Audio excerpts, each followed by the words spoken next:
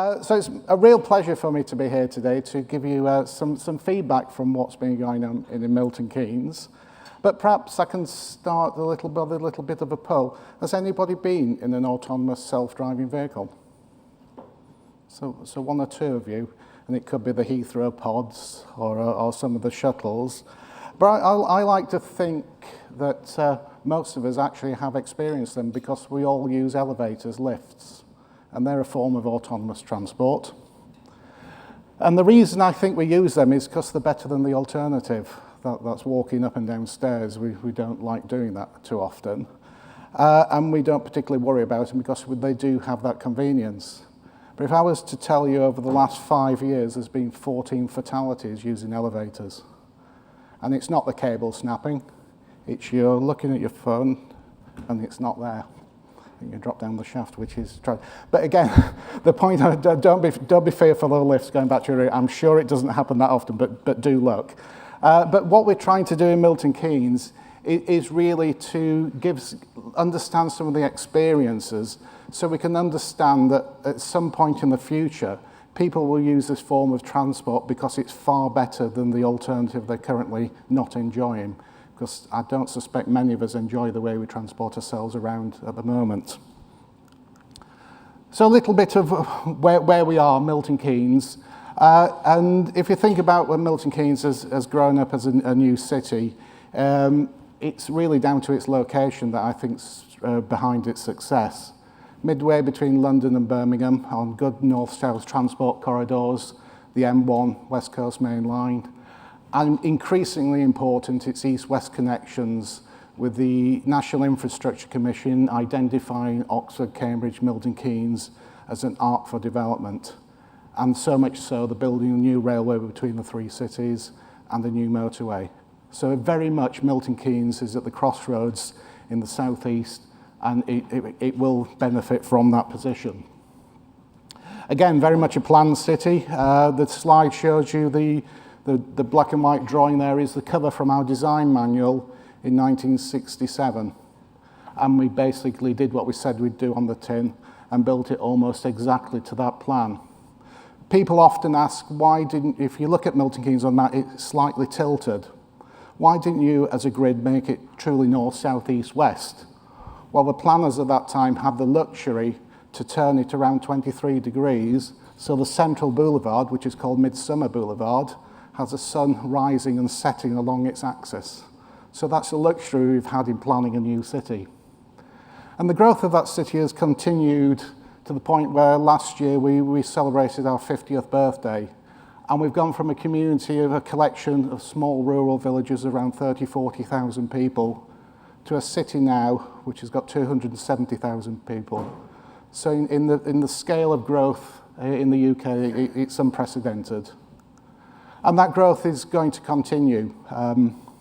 We have plans now to take the population up to 500,000. That will make Milton Keynes equivalent to Cardiff, bigger than Nottingham, approaching a serious city scale. And to do that, we need to address some of the challenges because, put it simply, we're doubling the size of the city, we'll double the transport, we'll double the travel demand, and we can't double the number of roads, number of buses in the area. It's simply not feasible. So we've got to think differently about how we're delivering transport and mobility to our citizens. So one of the things we're looking to do is we've set up a project to look at the futures, MK50s it's called, MK50s Futures. And my specific responsibility is to look at the transport. We've called it Big Project 4, which is a fancy title. But anyway, it's about smart, sustainable, shared mobility. And a piece of work we undertook last year was about road mapping this, trying to understand what technology is out there and when it might arrive and how applicable it is to Milton Keynes. So taking the diagram with the 2017 today is to the right, or left as you look at it. Electric vehicles are clearly here. And I can't help but pick up on some comments that were made this morning about Jersey and electric vehicles. It does to me seem prime territory for providing electric vehicles. As a city, we've invested in over 300 charging posts. and we've worked with the community, and we've talked about data and assimilating information, but we actually talk to people as well about where they want the infrastructure. And that's now meant that Milton Keynes has got twice the national average of electric vehicles on its network, and that number is growing. So working with the communities can help. We heard also from C5 about smart parking and apps. That an awful lot of work's going on with that. What we're doing in Milton Keynes very much mirrored what I heard this morning from the talk. So there's things happening. But really what my job entails now is to start unraveling that uncertainty, because that diagram will change. Things will move along there.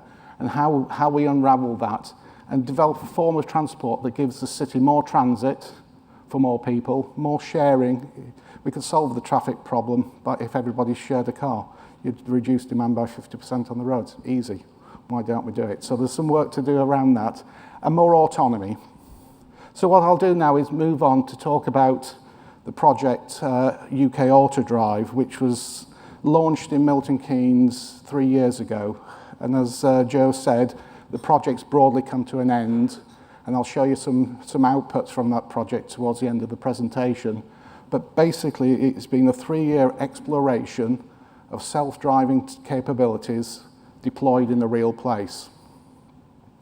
The exam question was to demonstrate 2 forms of autonomous self-driving vehicles and undertake a series of research to understand its applicability, not just for Milton Keynes, but the UK as a whole, because this project was a government-funded programme, 50-50 with industry. And some of the partners involved, excuse me, a bit breathless there, included 3 major OEMs. So we've got Ford, Jaguar Land Rover, and Tata Motors. So this again was unique, really, in 3 very competitive companies coming together to work, to share their knowledge, their expertise, and collaborate in delivering these forms of autonomy. A company here, RDM, they were a SME based out of Coventry. They were engaged to build the pods, which I'll talk about in a moment. So they were built from bottom up to a new vehicle. We had strong representation from the academic sectors, with those small universities of Cambridge and Oxford undertaking the majority of the research for us. And then a suite of other companies looking at specific aspects that we knew were of interest and potential barriers to this technology. So we need to understand what those barriers are and how we might overcome them. So we had AXA looking at the insurance part of the programme. We had Rag Lawrence, who are now Gowling, they changed name. They looked at the legal aspects. So we felt we had a really good consortium to deliver this project. The project was essentially split into three activities. The requirement from government was to demonstrate M1 class vehicles, that's the normal car to you and I, operating on public roads, not on test tracks, but on public open roads. The second element was a local decision to develop what we saw as a first mile solution using autonomous pods. These are short range vehicles that we put the specification, these weren't road going, these were pavement dwelling vehicles. So they were on a network that we knew would share with pedestrians and cyclists.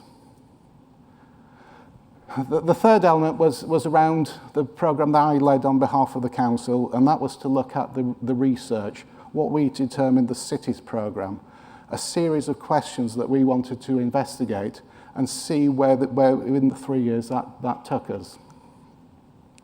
So in a little bit more detail, the M1 programme, started by taking the vehicles initially onto the test track. We couldn't from day one, although the vehicles had some capabilities, allow us ease on the roads of Milton Keynes and Coventry, our partner city, from day one. So we undertook an awful lot of testing and safety checking on test track. And then we moved to deploy the vehicles on 2 types of roads within both cities of Coventry and Milton Keynes. I include high-speed dual carriageways, typical of Milton Keynes, and typical landscapes within cities, urban environments where you're interacting with fairly complex activities on the street. In reality, the dual carriageways were more difficult than the city street you can see there. The second element was around looking at developing the pod. And I think this was an incredible outcome for the project. In that vehicle, the one on the right as you look at it, was built from scratch within 3 years. So RGM built it started off with a golf cart, took that apart, and thought, no, we can't put that back together, we will build our own vehicle. So they developed this technology, all the software, all the controls, and the vehicle itself from day one, and they had a vehicle within 2 years operating on the pavements of Milton Keynes. Then the third element was a cities programme, where we looked at 5 specific questions. We wanted to know what the public thought about this technology, because this is not going to go anywhere unless you have a degree of support from the public. We looked at congestion, and this is the closest I think I get to digital twin in my talk, in that we developed a transport model for the city so we could look at the bigger impacts, because we only had a small number of vehicles running around.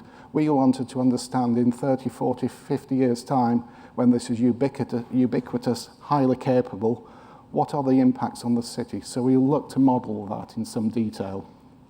And as always, money talks in this world. Is there a business case behind this?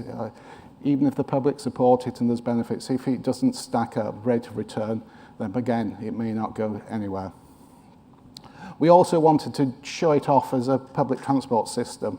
We got so far down that road and we didn't quite get to the full goal of that, but I'll go into a little bit detail of where we got to in a moment. And then we also looked at the technology scalability. We know the world's changing very, very quickly. How much will it change? And the basic question, could you build a vehicle in the future where the sensors cost less than £10,000? At the outset, the first pod was costing in the region of £300,000 each, and clearly that's not sustainable. But you said, when we go back to this and say, oh, that's all great, but why are we doing this? Well, there are the 4 main points that point why I think people are interested in autonomy. If we take the first one, safety, it's a very sad fact that between 5 and 7 people will be killed on our roads today. That affects thousands and thousands of people when you think through all the implications of that happening. 90% of accidents are caused by humans. We're simply not designed to drive vehicles, really. We've had to have the vehicles adapt to us, and we've got to adapt to them, and it's not a perfect match. So humans are responsible for most of the incidents on the road, and typically they're not necessarily all the doom and gloom of fatalities, but there's several 100,000 accidents every day that, again, has an impact on the economy, productivity, and the way we do business. So safety is a big, big thing. And again, to put it into context, there's 36,000 people a year killed in the US on their roads. It runs into millions when you take it into account the world. The other aspect is productivity. I was sat at my table, I hope you don't mind me quoting your example, but a gentleman at my table was telling me that it takes him 45 minutes to get from where he lives in Jersey to the airport, and that's a regular journey. And from a few smiles I can see on their faces, that's pretty typical. The UK average is about the same, 40, 50 minutes. We do about 31 miles a day on average in the car. Increasingly, congestion's impacting all of us. So to increase productivity, having a vehicle that you don't have to drive and you can do something else in is a real benefit. And if we can capture the prize of reducing congestion through this technology, then there's even more gains to be had. And that's the capacity item. And finally, it's the social inclusion, which we found in Milton Keynes is a real big swing in favour of this type of technology. This enables older people to be mobile longer, younger people who we currently don't allow to drive until they pass a test at 17. This opens up transport for everyone. And with pressure on health services at a premium, enabling people to stay in their homes, giving them greater mobility for longer, is something that can have much wider benefits.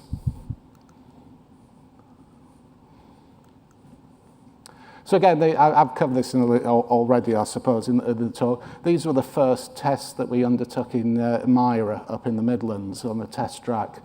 And this was really before we allowed them on the roads. We wanted to understand, would Ford, Jaguar Land Rover and Tata really work together? And can it be safe to show?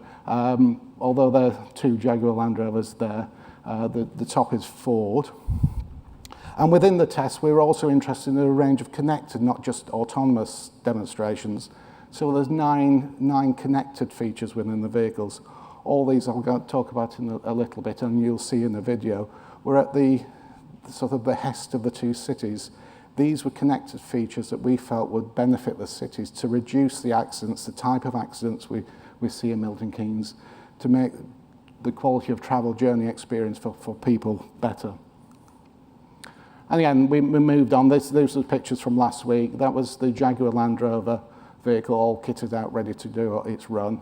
It ran around the city on a loop, city centre. If you go back to the diagram I showed about the city, that city centre, it was running around for best part of 3 weeks, no incident, and it was in the convoy of 7 vehicles, 3 from Jaguar Land Rover, 3 from Tata, 1 from Ford, all talking to each other, all collaborating and all working together.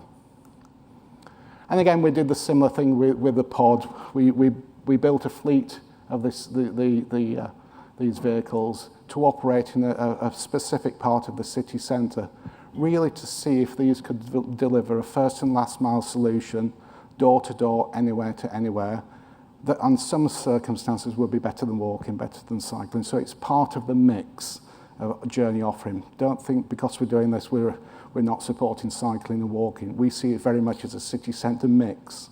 And at some point in the future, if this works successfully in the city, it could mean we do better things with the city than just providing 25,000 parking spaces. We could ask motorists who arrive in a self-driving vehicle to be dropped off, delivered to where they want to be, that vehicle go off and do something else. And we can think about the third of our land area that's currently car parks being something else. And then from the city's perspective, we had to allow this to happen. So I think now that yellow area again is a mapped area of our city centre, we had to change the environment a little to take out some of the infrastructure from posts and parking machines to allow this to happen. So we made clear runways, and then this enabled the operation to work in this area. And we also, in discussion with our Department for Transport, the local police, were able to create special traffic regulation orders to, again, allow this to happen. So this is fully legal on our footways. We did have to be creative, but I can talk about that later over coffee. So I'll just show you a short video now of the pods in operation. Just watch what the reporter does. There won't be a question afterwards. The future of transport. These autonomous pods could help reduce pollution and congestion in our city centres. Where would these pods be used? Typically in anywhere where we have last mile transportation, so into campuses, into city centres, and eco-towns and airports. At the moment, the pods are confined to a test track in Milton Keynes, but soon they'll be carrying passengers. These autonomous vehicles are designed to interact and avoid other road users. These pods will work primarily on pavements, so let's see how good they are with pedestrians. Pretty good. The pods travel at 50 miles per hour and can do 60 miles on their batteries. But how exactly do they detect other road users? So we have a whole bunch of different sensor technologies on this vehicle. We have some stereo cameras here on, so we can see 360 degrees around the vehicle. We have a forward-looking sensor here that scans out in front of us. We have another bird's eye view sensor on the top, and we also use GPS like you would in your normal car, so we have a view of where we are in the world. On-street services with passengers begin here next month, and success so far has just secured orders from Singapore and Vietnam. Peter Plisner, BBC Midlands Today in Milton Keynes.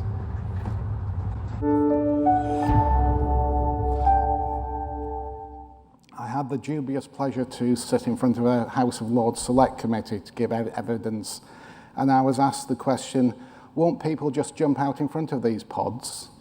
I said, not really. Our experience is it doesn't happen when we're running around the city, apart from journalists. And you can see the journalists did that. Unfortunately, when I read the transcript, they misheard me, and it might be my accent. They actually said it's Germans that's jumping. So I can't take the blame for the Brexit negotiations of them. So coming back to, again, that was on the test ground. Imagine that in the city. Now I'll show you some of the later, because that was an old video from the summer. Those vehicles had moved onto the public network. So moving around to the research program we undertook. Oops, sorry. As I mentioned, this is the digital twin, I suppose, we created to look at the effects of wholesale autonomous vehicles on our network at some point in the future, making the assumption that everything will be highly capable, and realizing I'm probably running out of time. The results were very, very positive, but only if this technology develops to a capability that we can call assertive or confident autonomy.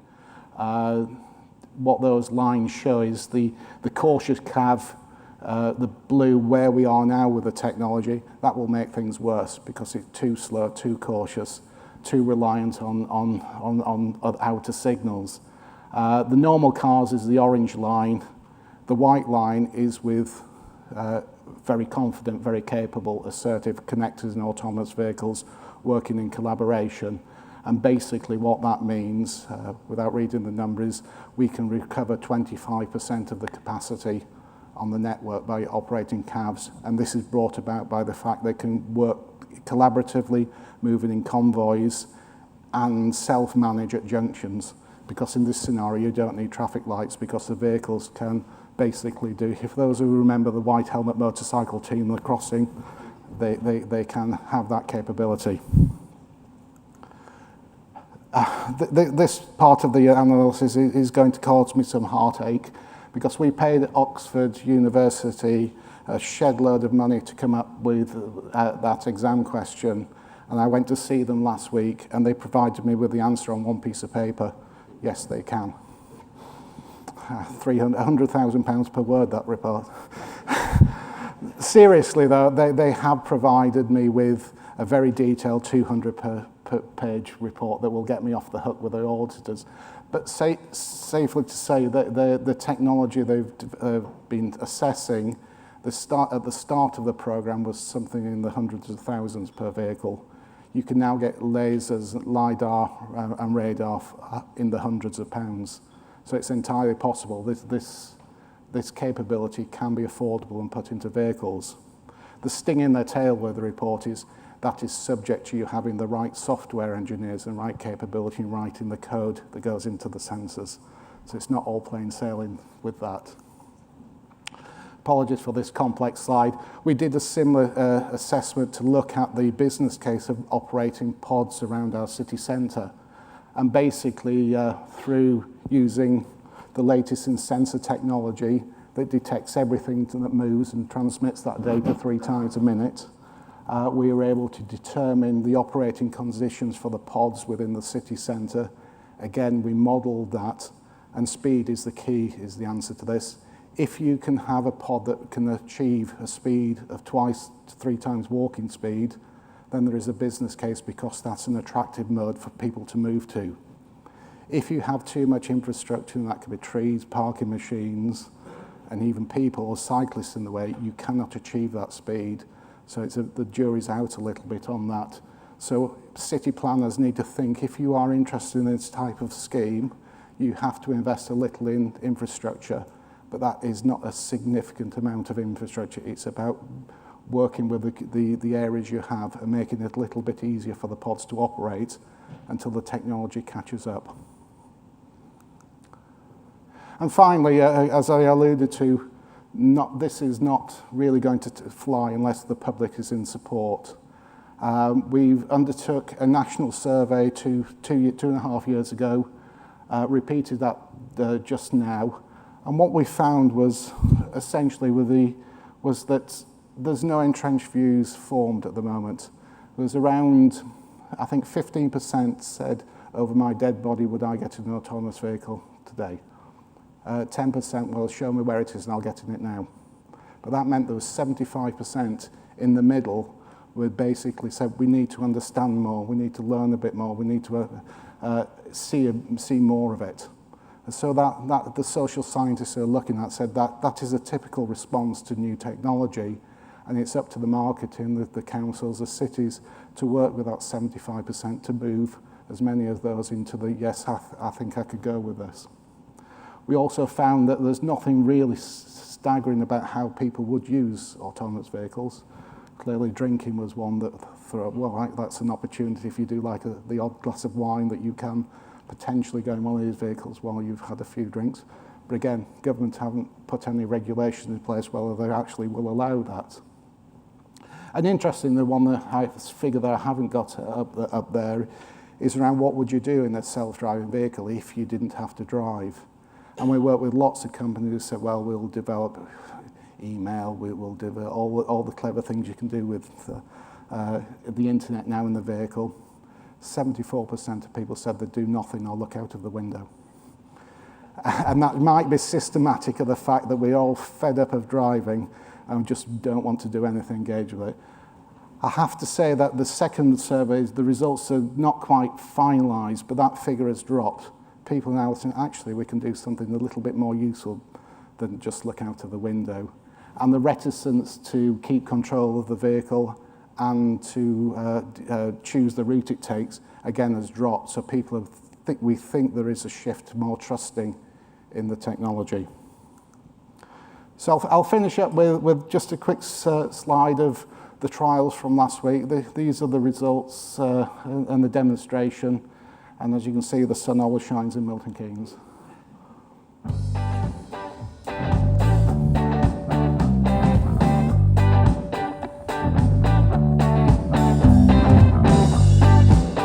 UK Autodrive is a 3-year consortium project under which a number of organisations, city councils, technology manufacturers, research institutes and commercial partners are looking at the future of mobility.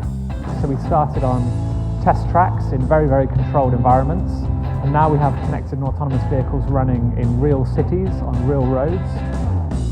The idea of our pods is that they'll provide a last mile service for cities. You can be met by a pod either on the edge of a city or when you arrive at a train station. So an on-demand service that will take you where you want to go.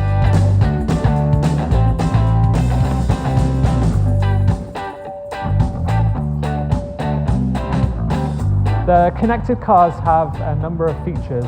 There are technologies that will warn drivers when there are obstructions that they can't yet see. The intersection collision warning is a feature that gives an early advance to the driver about any potential collision risk at the intersection.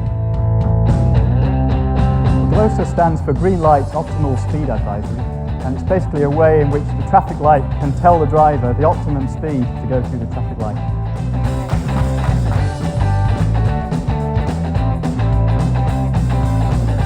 This kind of self-driving technology has been years in the making. Soon we'll see more and more levels of autonomy coming out. I want people in this city, in the surrounding area, to take the opportunity that this new technology will give them. New jobs, a brighter future, both for them, for their families, and for our city.